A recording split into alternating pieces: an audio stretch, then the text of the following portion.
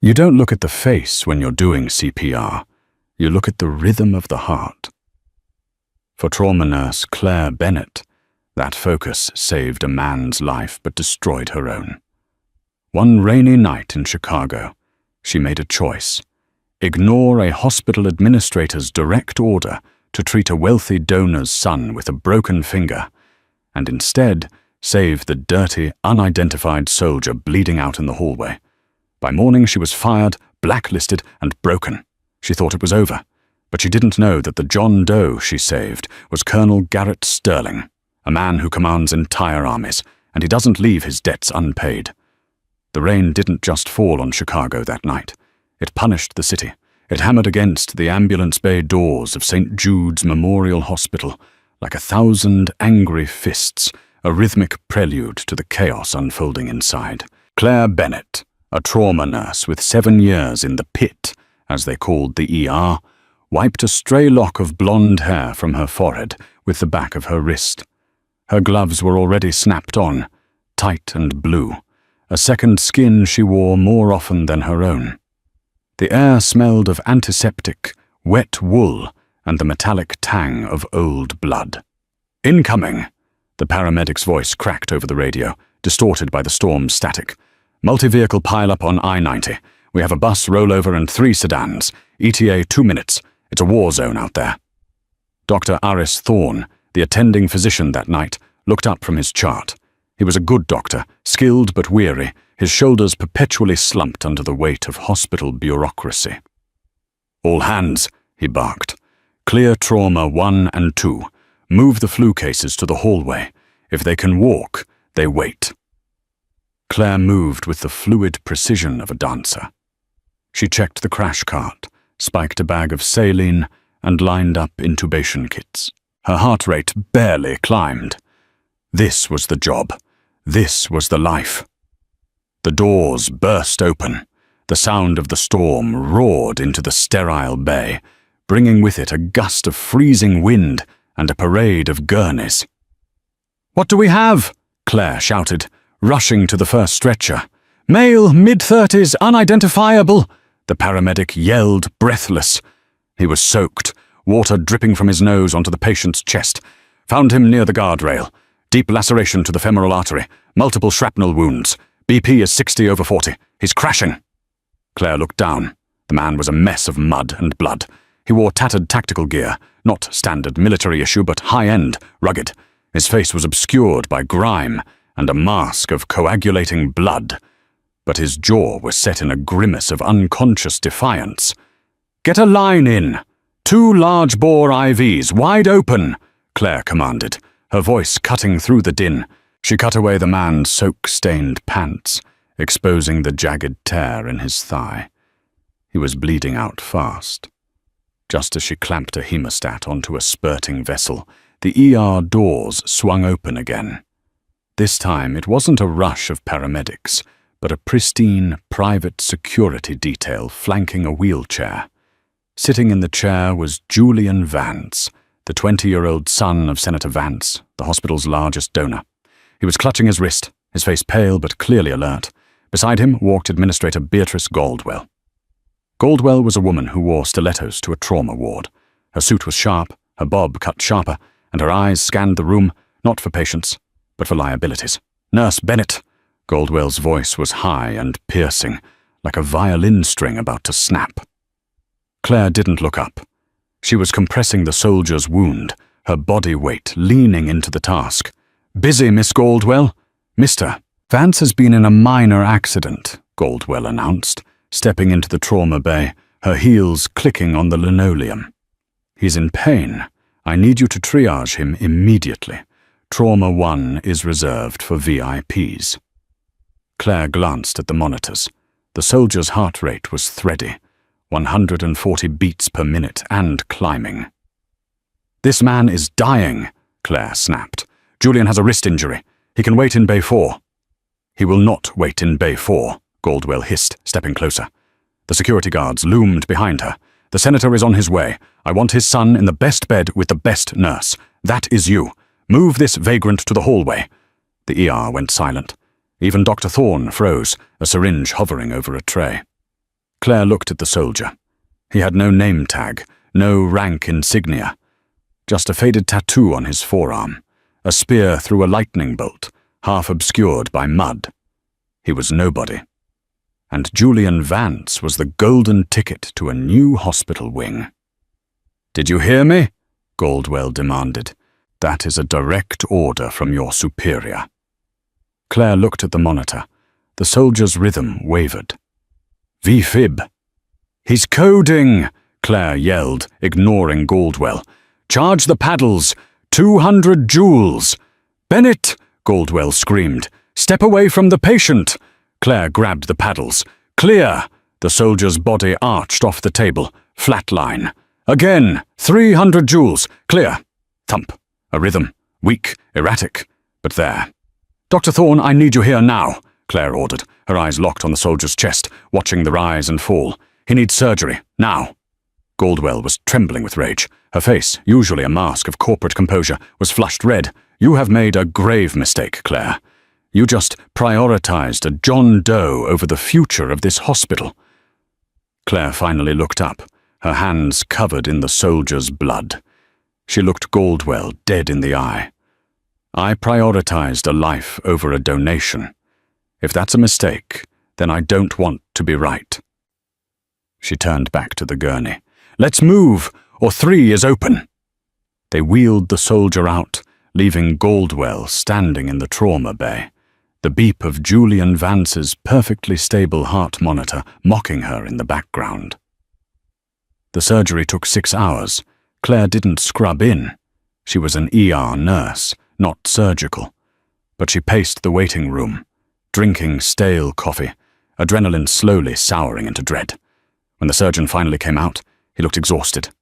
"He made it," he told Claire. "Barely. Whoever he is, he's tough. Took 3 bullets and a piece of rebar to the leg. But he's stable." Claire exhaled, a breath she felt she'd been holding since the doors opened. She went to the locker room to change. Her scrubs were ruined, stained with the rust-colored evidence of her insubordination. She opened her locker and found a white envelope taped to her coat. There was no name on it, just the hospital logo. She tore it open. Inside was a single sheet of paper. Notice of termination. Reason, gross insubordination, failure to adhere to triage protocol, endangering patient relations. Effective immediately. The door to the locker room opened. It wasn't a colleague. It was 2 security guards, the same ones who had escorted Julian Vance. "Miss Bennett," the taller one said, his voice devoid of sympathy. "We've been instructed to escort you off the premises. You are to leave your badge and any hospital property here." "I have patient notes to finish," Claire stammered, the paper trembling in her hand. "I need to chart for the John Doe." "Access denied," the guard said. He stepped forward, his hand resting near his belt. "Now, ma'am." Claire felt the room spin. 7 years. 7 years of missed Christmases, double shifts, holding the hands of dying children, and talking down violent drunks. Gone in a heartbeat because she didn't fluff a rich kid's pillow. She stripped off her badge, the plastic rectangle that had defined her identity for nearly a decade, and dropped it on the bench. It clattered loudly in the quiet room. She walked out the back exit into the rain that was still falling. She didn't have an umbrella.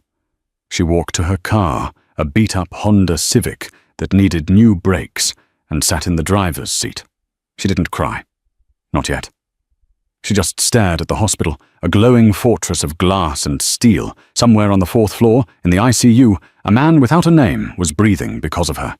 And because of him, she had nothing. The next morning, the blacklisting began. Claire applied to Mercy Hospital across town. The hiring manager was enthusiastic until she made a phone call. When she came back, her face was closed off. "We went in a different direction," she said. She tried a private clinic in the suburbs. "Your file has a red flag," the doctor told her quietly. "St. Jude's flagged you for negligence." "Claire, if that's on your record, no one in Illinois will touch you." "It wasn't negligence," Claire argued, desperation creeping into her voice. "I saved a man's life." "It doesn't matter what you did," the doctor said sadly. It matters who you angered. Beatrice Goldwell sits on the state licensing board. You're done, Claire. 2 weeks later, Claire was working the night shift at Sal's Diner on the south side of the city. The uniform was pink and smelled of grease. She traded trauma shears for a spatula, intubation for pouring coffee. Every night she checked the news, scanning for reports on the John Doe at St. Jude S. Nothing. No family came forward. No identification. He was a ghost. One Tuesday, a month after the firing, she was wiping down the counter when a news report flashed on the small TV mounted in the corner of the diner. Senator Vance announces a new $10 million donation to St. Jude's Memorial, specifically for the new Julian Vance Trauma Center. Administrator Beatrice Goldwell accepted the check, citing the hospital's unwavering commitment to excellence and protocol. Claire watched Goldwell smiling on the screen, shaking the senator's hand. She felt a bitter bile rise in her throat. She turned off the TV. "Hey, honey, more coffee?" a trucker asked from a booth. "Coming right up," Claire said, forcing a smile that didn't reach her eyes. She didn't know that 3 miles away, in a secure private room at St. Jude's, the ghost had opened his eyes. The man known as John Doe blinked against the harsh fluorescent light. His body felt like lead. His leg throbbed with a dull, heavy ache. He tried to sit up, but a nurse, not Claire, pushed him gently back down. "Easy there, soldier," the nurse said. "You've been out for a long time." His voice was a rusty rasp. "Where am I?" "St. Jude's Hospital. Chicago." He closed his eyes for a moment, memories flashing back. The ambush, the extraction point, the betrayal, the crash. He remembered the rain, and he remembered blue eyes. Intense, focused blue eyes. A voice that cut through the darkness. "I prioritized a life over a donation." "The nurse," he rasped. "Where is the nurse?" "I'm right here," the woman said soothingly.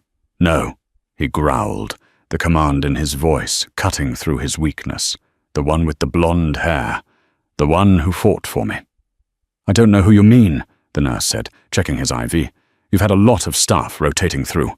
"Find her," he said. He looked at his arm, checking for the IV line, and saw his wrist. The watch was gone, but the tattoo was there. The spear and the lightning bolt. "My name," he said, his voice gaining strength, "is Colonel Garrett Sterling. I need a secure line to the Pentagon, and I need you to find the woman who saved my life." The nurse laughed nervously. "Sir, you're confused. You had no ID. You're a John Doe." Sterling looked at her. It was the look of a wolf assessing a sheep. That wasn't a request. Recovery for Garrett Sterling was not a passive process. It was a campaign. Within 24 hours of waking, his identity was verified. The John Doe vanished from the hospital records, replaced by a high-security patient designation that required 2 armed MPs, military police, outside his door at all times. Administrator Goldwell was thrilled. A war hero? In her hospital? It was better press than the senator's son. She arrived in his room on the second day, a bouquet of lilies in her arms. "Colonel Sterling," she cooed, standing at the foot of his bed. "It is an honor. I am Beatrice Goldwell, the administrator. We are so relieved you pulled through. We gave you the very best care." Sterling was sitting up, reading a dossier that a man in a black suit had delivered an hour ago. He didn't look at the flowers. He looked at Goldwell. His eyes were grey, like steel in winter. "The best care," Sterling repeated flatly. "Absolutely, Doctor. Thorn is our finest." "I remember a woman," Sterling said. "Blonde, sharp. She yelled at you." Goldwell's smile didn't falter, but her eyes tightened. "Oh, I believe you must be hallucinating from the trauma. We don't have anyone like that." "I don't hallucinate, Miss Goldwell," Sterling said. "She saved me when you wanted to shove me in a closet to treat a bruised pinky." "Where is she?" "I assure you, Colonel, no one was shoved." Goldwell waved her hand dismissively. There was a nurse, a temporary staff member who was difficult. She was let go for incompetence shortly after your admission. She nearly killed you with improper dosage." Sterling's hand clenched the file. "Incompetence? Yes. Tragically unskilled. But we rectified the situation immediately to ensure your safety." Sterling stared at her for a long moment. He had interrogated insurgents, spies, and traitors. He knew the smell of a lie. It smelled like expensive perfume and fear. "Get out," he said quietly. "Excuse me?" "Get out and take the flowers. I'm allergic to bullshit." Goldwell stiffened, turned on her heel, and left. Sterling picked up the secure phone on his bedside table. He dialed a number from memory. "Ghost Team," a voice answered. "It's Sterling. I'm active." "Boss, we thought you were KIA. We were about to burn the safe house." "Not yet. I need to locate. Civilian, female. Nurse at St. Jude's up until a month ago. Blonde, name unknown. She was fired the night I was brought in." "On it. Give us 20 minutes. It took 15. Got her, boss. Claire Bennett, top of her class at Rush University. 7 years trauma experience. Spotless record until 4 weeks ago. Fired for gross insubordination. License suspended pending review." "Where is she now?" "Running plates. Looks like she's parked behind a place called Sal's Diner on 43rd. Boss, that's a rough neighborhood." Sterling ripped the IV out of his arm. Blood trickled down his wrist, but he didn't care. He swung his legs over the side of the bed. The pain in his thigh was blinding, a white-hot poker. But pain was just information. "Get the SUV," Sterling ordered. "Pick me up at the south loading dock. We're going to get my nurse." Claire was exhausted. It was 2 a.m. The diner was empty except for a drunk sleeping in the back booth and the cook, Al, who was scraping the grill. She was counting her tips. $12. That wouldn't even cover gas. The bell above the door jingled. "We're closed," Claire called out without looking up. "Grill's off." "I'm not hungry." The voice was low, gravelly, and familiar. Claire froze. She looked up. Standing in the doorway was a man leaning heavily on a cane, flanked by 2 men who looked like they chewed glass for breakfast. The man in the middle was pale, gaunt, and clearly in pain, but he was upright. He was wearing a black tactical jacket over a hospital gown that had been tucked into jeans. It was the John Doe. Claire dropped the stack of quarters. They rolled across the floor. "You," she whispered, "you're alive." Sterling limped forward, the cane thumping rhythmically on the greasy tile. He stopped at the counter. He looked at her name tag, Sal's Diner, Claire. "Claire," he said, testing the name. "I'm Garrett." "You shouldn't be walking," she said, her nurse instincts overriding her shock. "You had a femoral repair. You could tear the sutures." "I've had worse," he said. He looked around the dingy diner. "You're working here?" "It's the only place that would take me," she said, crossing her arms defensively. "Thanks to you." The big men behind him bristled, but Sterling held up a hand. "I know," Sterling said softly. "I heard what happened. You traded your career for my life." "I'd do it again," Claire said, chin held high. "Even if you are, whoever you are." "I'm the man who is going to fix this," Sterling said. "Pack your things, Claire." "Excuse me, I'm on shift, and I don't go anywhere with strange men," Sterling smirked. It changed his whole face, taking years off the hard lines. "I'm not a strange man. I'm a commander in the United States Special Forces, and right now, I'm your ride." "Ride to where?" "Back to St. Jude, S." Claire laughed, a bitter, hollow sound. "I can't go back there. If I step foot on the property, they'll arrest me for trespassing. Goldwell made sure of it." Sterling turned to the men behind him. "Lieutenant, is the convoy ready?" "Yes, sir. 3 armored vehicles. Police escort is on standby." Sterling turned back to Claire. "Let them try to arrest you when you're with me. You're not going back as a fired employee, Claire. You're going back as my personal medical liaison. And we have a meeting with Miss Goldwell." Claire looked at him. She saw the steel in his eyes, but also a profound gratitude. For the first time in a month, she didn't feel alone. She untied her apron and threw it on the counter. "Al!" she yelled to the cook. "I quit!" The ride from Sal's Diner to St. Jude's Memorial was a study in contrasts. Outside the tinted, bulletproof windows of the black SUV, Chicago was a blur of neon lights and wet pavement. Inside, the air was still and smelled of rich leather and gun oil. Claire sat on the edge of the plush seat, her hands gripping her knees. She was still wearing her pink diner uniform, a grease stain on the collar mocking her sudden elevation in status. Across from her sat Colonel Garrett Sterling. He had refused the stretcher in the back of the second vehicle, insisting on sitting upright despite the agony clearly etched into the lines of his face. "You're in pain," Claire said, her nurse's eye catching the way his jaw tightened every time the SUV hit a pothole. "You need morphine, or at least high-dose ibuprofen." "I need answers," Garrett gritted out, shifting his leg. The heavy black tactical pants he now wore concealed the bandages, but Claire knew exactly what lay beneath. A map of staples and sutures holding his femoral artery together.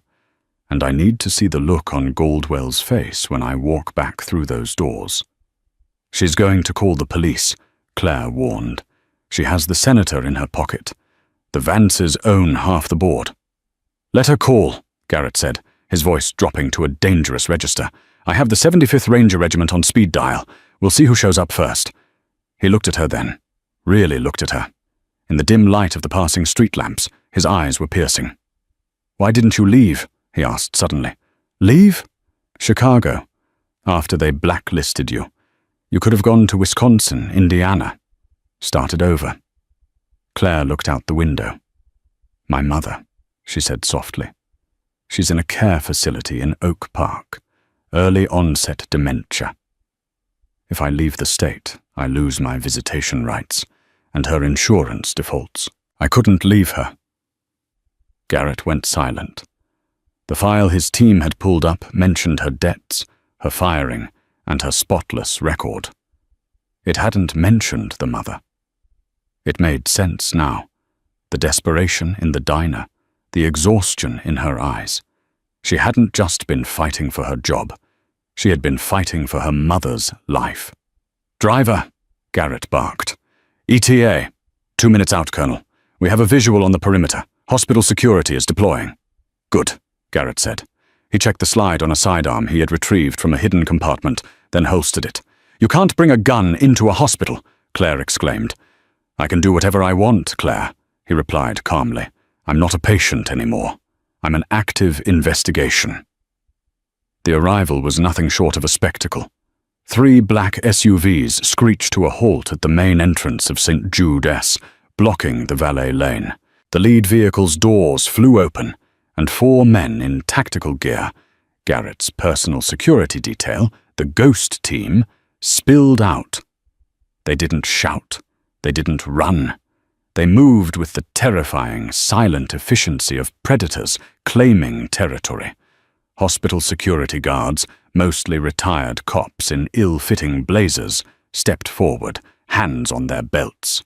"You can't park here," the head guard shouted. "This is a private—" He stopped as the rear door of the middle SUV opened. Colonel Sterling stepped out.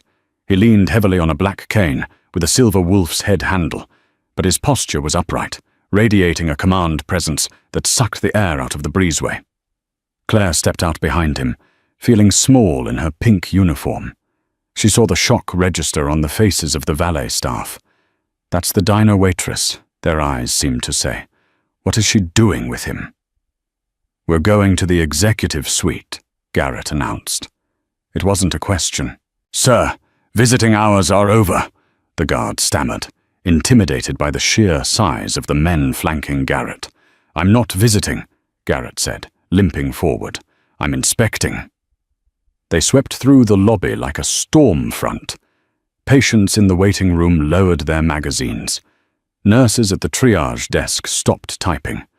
The sight of the mud-caked soldier from weeks ago, now cleaned up and dressed in tactical black, walking beside the fired nurse, sent a ripple of whispers through the atrium. Is that Claire? Is that the John Doe? They reached the elevators. One of Garrett's men swiped a keycard that bypassed the security lockout. "How do you have that?" Claire whispered as the doors slid shut, sealing them in. "Federal override," the soldier next to her said with a wink. "Standard issue." The elevator dinged on the 12th floor. Administration. The hallway was carpeted in plush navy blue, the walls adorned with oil paintings of old white men who had donated wings and pavilions. At the end of the hall, double mahogany doors led to the boardroom. "They're in session," Claire said, her heart hammering against her ribs. "The quarterly budget meeting. All the department heads are there, including Dr. Thorne." "Perfect," Garrett said. He didn't knock. He simply pushed the doors open. The room fell silent. 20 heads turned. At the head of the table sat Beatrice Goldwell, projecting a PowerPoint slide about cost efficiency in trauma care. To her right sat Senator William Vance, a man with silver hair and a smile that didn't reach his eyes. "What is the meaning of this?" Goldwell stood up, her laser pointer shaking slightly. "Security!" "Security is downstairs," Garrett said, his voice echoing in the large room. He limped to the foot of the table, apologizing for the delay. "Colonel Sterling," Senator Vance said, standing up and smoothing his suit jacket. He put on his politician's mask. "We were told you had been discharged. We were planning a ceremony to honor your recovery." "I was discharged," Garrett said dryly, "by myself, because I found the level of care lacking." "Lacking?" Goldwell bristled. "We gave you the VIP suite." "You gave me a room," Garrett corrected, "but weeks ago, when I was bleeding out on your floor, you gave an order to let me die." The room went deathly quiet. Dr. Thorne, sitting midway down the table, looked down at his hands. "I don't know what you're talking about," Goldwell lied, her face pale. "I think you do," Garrett said. He stepped aside, revealing Claire. She stood there, hands clasped, chin high. She saw Dr. Thorne flinch. She saw the recognition in the eyes of the other department heads. "This woman," Garrett said, gesturing to Claire, "saved my life. She defied your direct order to treat a bruised wrist over a severed artery. And for that you fired her. You blacklisted her. You tried to starve her out." "She was insubordinate," Goldwell shrieked, losing her composure. "She violated protocol." "She followed the Hippocratic Oath," Garrett roared, slamming his hand on the table. The sound cracked like a gunshot. "Something you forgot long ago." He pulled a document from his jacket. "This is an executive order from the Department of Defense. As of 0800 hours, St. Jude's is designated a primary care facility for high-value military assets, pending an investigation into my accident. That gives me jurisdiction over my own medical team." He slid the paper down the long table. It stopped in front of Senator Vance. "I am reinstating Claire Bennett," Garrett declared. "Effective immediately. She is now the head nurse of the new military liaison unit. She reports to me. Not you. Not the board. Me." "You can't do that," Goldwell gasped. "So we have union rules. We have hiring freezes." "Try me," Garrett said, "or I can have the Pentagon audit every single donation made by the Vance Foundation in the last 5 years. I'm sure everything is perfectly legal. Right, Senator?" Senator Vance went rigid. He looked at Goldwell, then at the paper, then at Garrett. He sat down slowly. "Beatrice," the senator said quietly, "reignite Miss Bennett's credentials. But do it!" Goldwell looked at Claire with pure, distilled hatred. "Fine," she spat. "Welcome back, Nurse Bennett." "Thank you," Claire said, her voice steady, though her knees were shaking. "I'll need my back pay, and an apology." "Don't push it," Goldwell hissed. "Apologize," Garrett commanded. Goldwell swallowed hard. "I apologize for the misunderstanding." "Accepted," Claire said. "Now," Garrett said, turning to leave. "We have rounds to do. Claire, you're with me." As they walked out, leaving the stunned board of directors in their wake, Claire felt a strange sensation. It wasn't just victory. It was safety. For the first time in her life, The monster under the bed was afraid of the man standing next to her. Returning to the ER was not the homecoming parade Claire might have imagined. It was a walk through a minefield. The news of the boardroom confrontation had spread through the hospital grapevine at light speed. As Claire walked into the locker room to change into fresh scrubs, retrieved from the laundry by one of Garrett's scary guards, the silence was deafening. Her former colleagues, nurses she had shared lunches and heartbreaks with, averted their eyes. Some were jealous of her sudden promotion to liaison. Others were terrified that speaking to her would invite Goldwell's wrath. Only Sarah, a young intern, dared to approach. "Is it true?" Sarah whispered, pretending to check her locker. "Did you really make Goldwell apologize?" "I didn't," Claire whispered back, pulling on the familiar blue top. "He did." "Be careful, Claire," Sarah warned, her eyes darting to the door. "Goldwell is on the warpath. She's already cutting hours for anyone who was on shift that night. She's looking for a reason to burn you. And that guy, the colonel, he won't be here forever." That was the thought that gnawed at Claire. Garrett Sterling was a force of nature, but he was a soldier. Soldiers left, they deployed, they died. Eventually he would heal, and he would go, leaving her alone in the cage with the tiger she had just poked. Claire walked out to the floor. Her assignment was technically military liaison, which meant her only patient was Garrett, who had commandeered a private recovery room on the 4th floor. But she couldn't just sit there. The ER was understaffed, as always. She saw Dr. Thorne struggling with a cardiac arrest in trauma 2. Instinct took over. She grabbed a crash cart and ran in. "I'm in," she announced, charging the paddles. Dr. Thorne looked up, relief washing over his tired face. "Claire, thank God. Sinus tach, converting to V-fib." They worked in sync, a rhythm established over years. Within 10 minutes, the patient was stabilized. "Good work," Thorne said, stripping off his gloves. He pulled her aside. "Claire, about that night." "Don't," Claire said, washing her hands. "You wanted to keep your job. I get it. You have kids." "It was cowardly," Thorne admitted. "But listen to me. Vance, the son, Julian, he's back."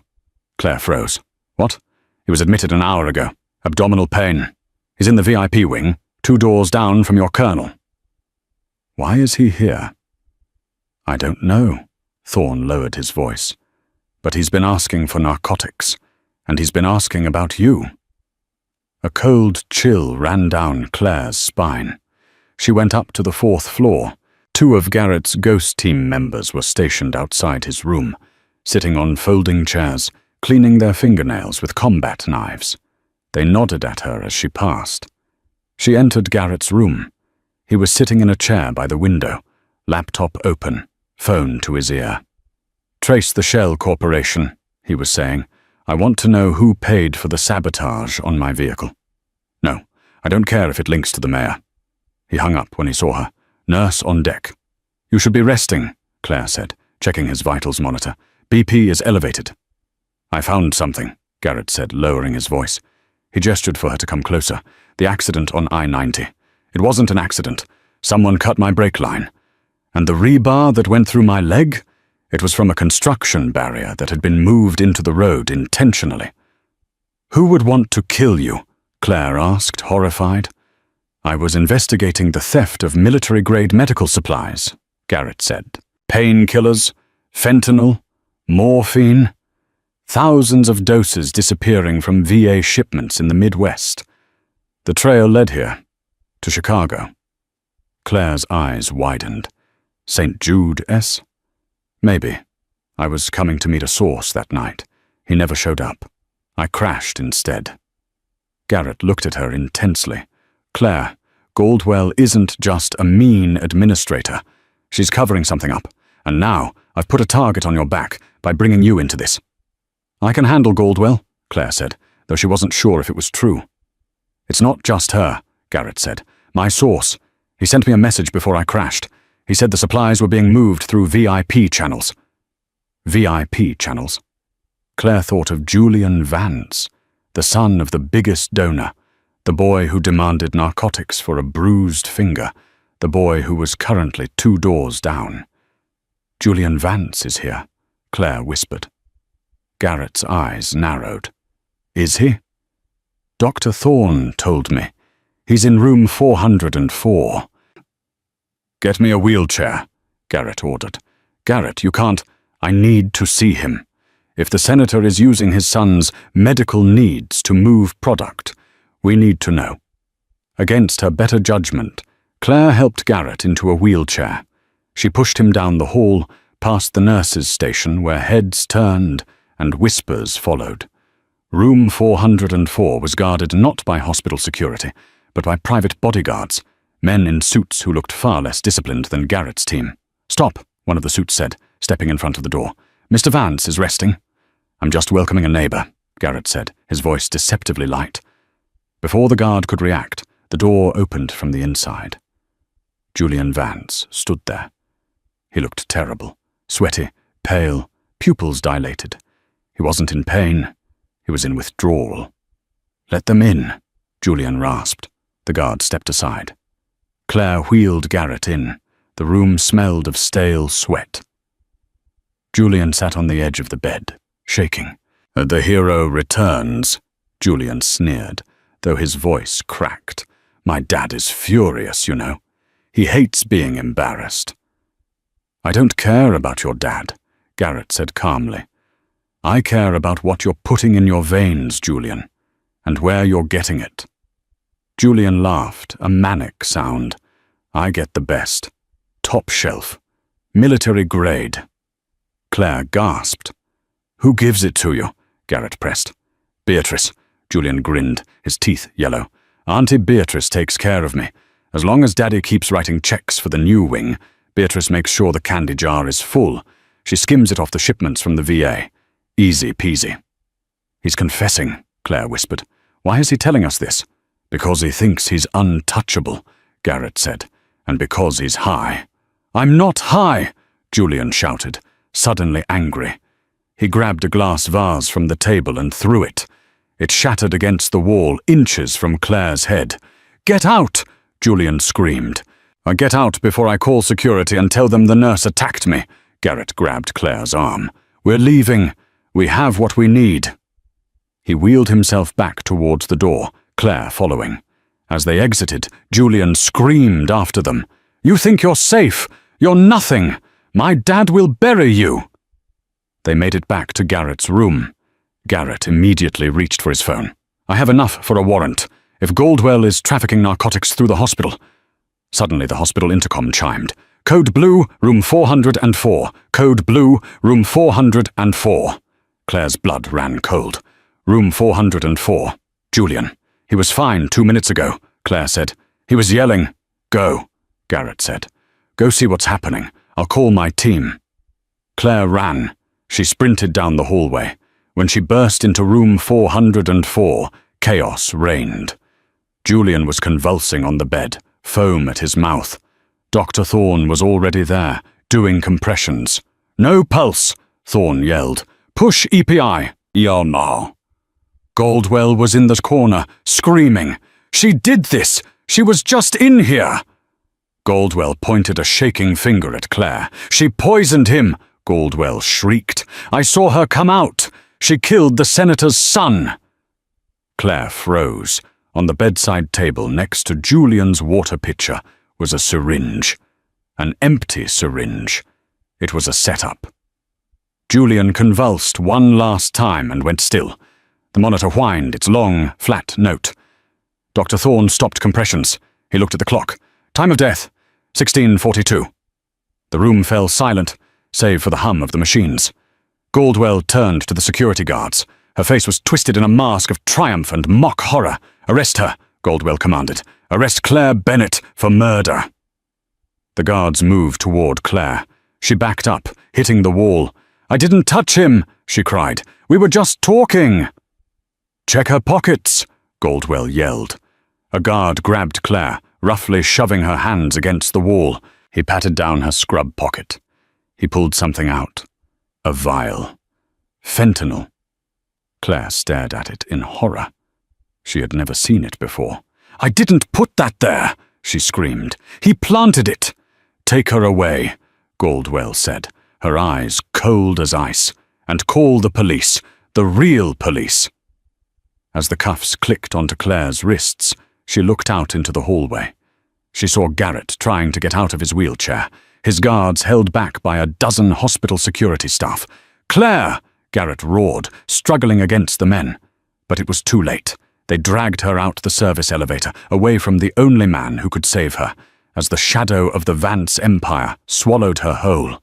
The holding cell at the 12th District Police Station was designed to break people, not hold them. It was a concrete box that smelled of industrial bleach and old fear. There were no windows, only a flickering fluorescent bulb caged in wire mesh that buzzed like an angry hornet. Claire sat on the metal bench, her knees pulled to her chest. She was still in her scrubs, now wrinkled and stained with sweat.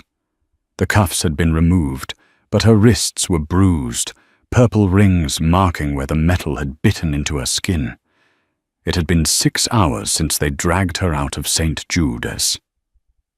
6 hours of interrogation. "Just sign the paper, Miss Bennett," the lead detective, a man named Detective Miller with tired eyes and a nicotine stain on his moustache, had said for the 10th time.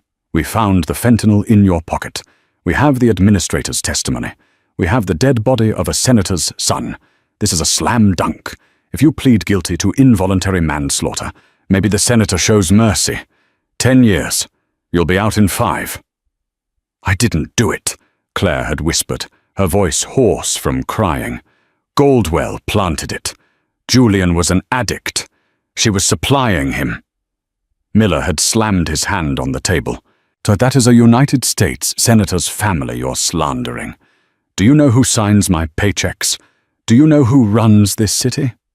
You're a fired nurse with a grudge. Nobody believes you." Now, alone in the cell, the weight of it crushed her. She thought of her mother in the care home. Who would pay the bills next month? Who would visit her? Her mother would die alone, wondering why Claire had abandoned her. Claire closed her eyes and let the tears fall. She had saved a soldier, and the world had punished her for it. Maybe she should have just looked away that night in the rain. Maybe kindness was a liability she couldn't afford. At St. Jude's Hospital, the atmosphere was electric with tension. The VIP wing was on lockdown. Senator Vance had arrived, flanked by lawyers and press agents, turning the waiting room into a command center for his vengeance. But in room 402, a different kind of war was being planned. Colonel Garrett Sterling was not in his bed. He was standing, fully dressed in his tactical gear, leaning heavily on the wall for support. His leg was screaming in agony. The sutures were holding, but the muscle was inflamed. Sweat beaded on his forehead, but his hands were steady as he loaded a fresh magazine into his sidearm. "Boss, you can't do this," Lieutenant Ghost Evans said, blocking the doorway. "Your femoral artery is a ticking time bomb. If you bust a stitch in the field, you bleed out in 3 minutes. Medical wants you flat on your back for another week." "Claire doesn't have a week," Garrett growled. "She has until morning before they arraign her. Once she's in the system, Vance will bury her in a federal prison so deep we'll never find her. They'll make it look like a suicide within a month." "We can get lawyers." "Lawyers deal with laws," Garrett snapped. "Vance owns the law. We deal with truth, and the truth is on a server in the basement of this hospital." He limped to the table where his laptop sat open. "Goldwell is smart, but she's arrogant. She thinks deleting the security footage from the hallway is enough. But she forgot about the backup redundancy in the cloud. Every hospital has it for insurance liability." "It's encrypted, boss. NSA level." "Then get me the keys," Garrett ordered. "We're not leaving until we have proof." "Sir," another soldier, Sergeant Wells, spoke up from the window. "We have a problem. Chicago PD just pulled up. 4 cruisers. They aren't here for coffee. They're here to secure the witnesses. That means us." Garrett looked out the window. Blue lights flashed against the rain-slicked glass. "They want to silence me," Garrett realized. "If I testify that Julian was an addict, the senator's narrative falls apart." Garrett turned to his men. His eyes were cold, calculating, the eyes of a man who had survived impossible odds in deserts and jungles. "We are leaving. Now." "How?" "The elevators are locked down. The lobby is swarming with cops." Garrett picked up his cane.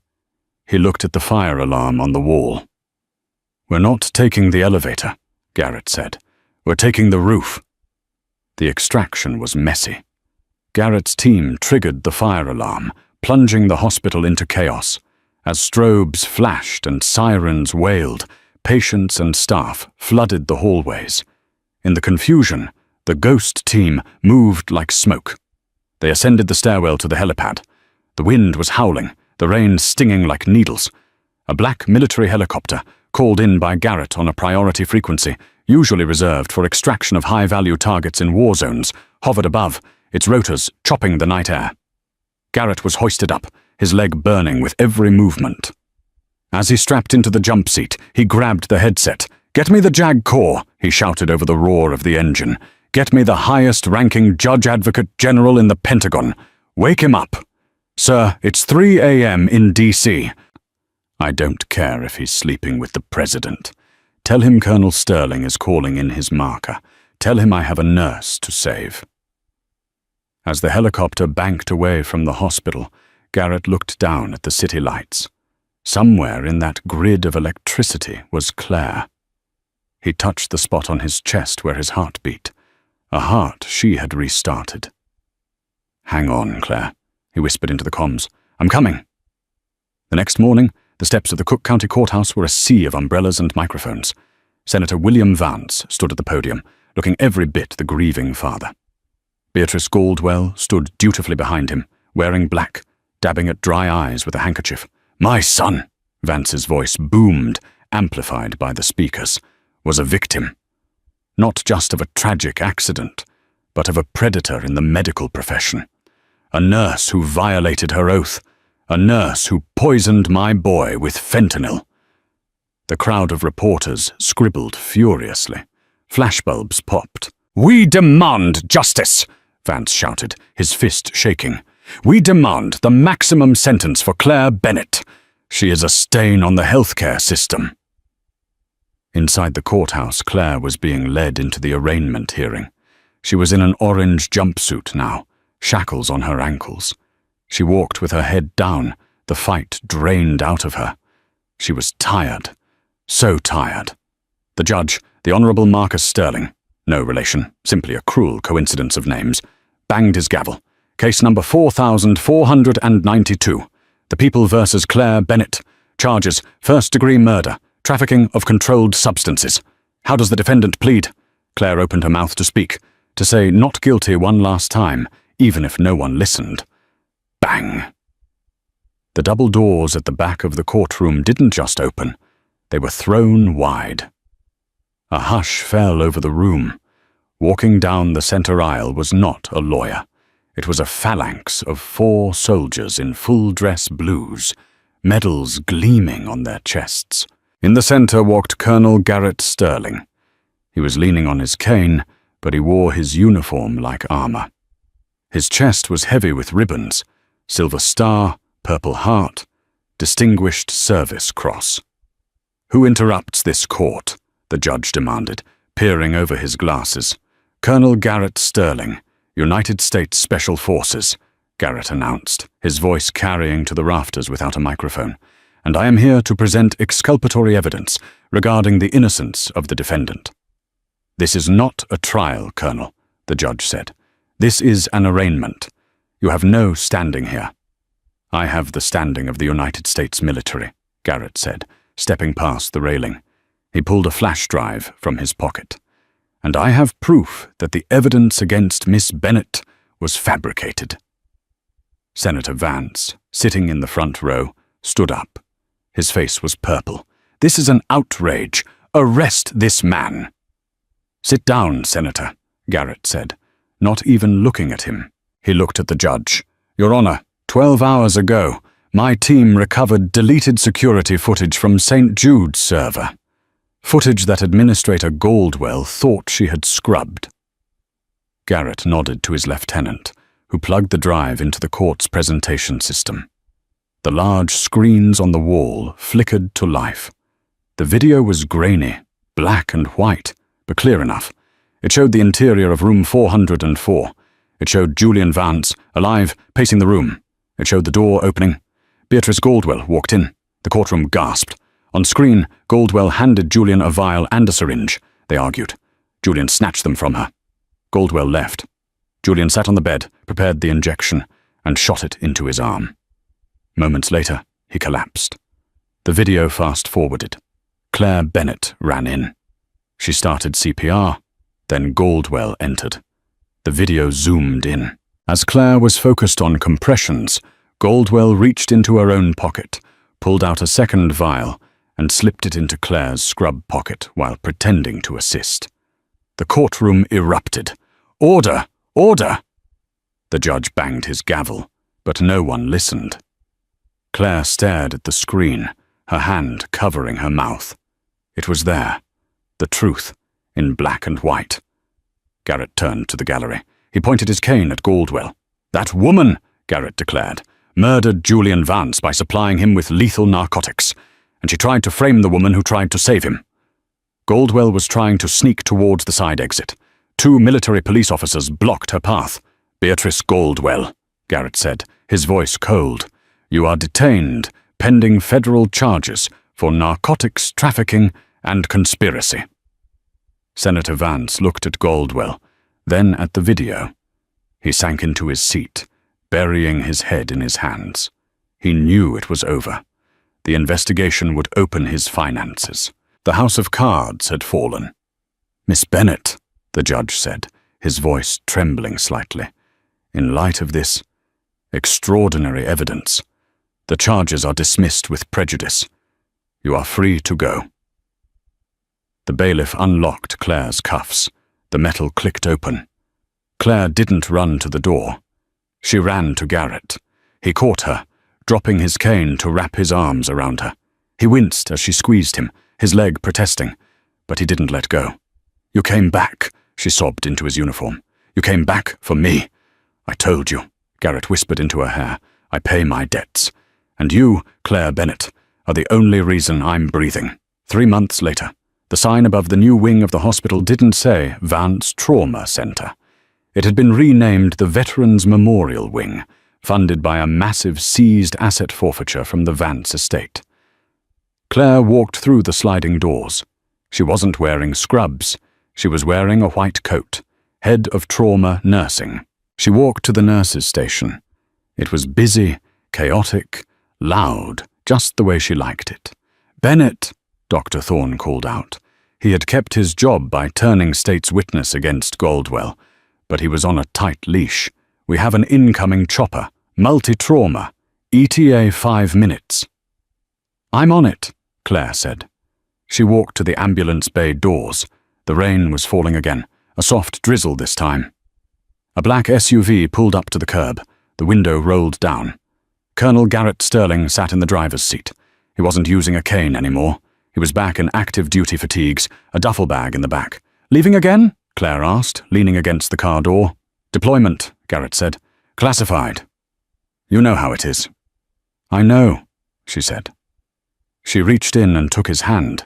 His skin was warm, his grip strong. "Be safe, Colonel." "I have the best nurse in the world waiting for me," Garrett smiled. "I have to come back." He pulled a small velvet box from his pocket and handed it to her. "What is this?" she asked. "Insurance," he said. "Open it when I get back. It's a promise." He kissed her hand, put the car in gear, and drove off into the rainy Chicago night. Claire watched him go, clutching the box. She didn't open it. She put it in her pocket, right next to her stethoscope. "Incoming!" a paramedic shouted. Claire turned back to the hospital. The lights were bright, the alarms were ringing, and there were lives to save. "Where's my nurse?" Dr. Thorne shouted from inside. Claire smiled, snapping on her gloves. "Right here," she said. "I'm right here." We often think heroes are the ones holding the guns or wearing the capes. But sometimes the greatest hero is the one holding a hand when the heart stops beating. Claire Bennett lost everything to do the right thing, proving that integrity is expensive, but it's the only currency that matters in the end. And sometimes, just sometimes, the universe pays you back in the form of a Special Forces colonel who refuses to leave a soldier behind, even if that soldier wears scrubs. If this story had your heart racing, hit that like button and let me know in the comments. Would you have risked your career to save a stranger like Claire did? Don't forget to subscribe and ring the bell so you never miss a story of justice, romance, and revenge. Thanks for watching.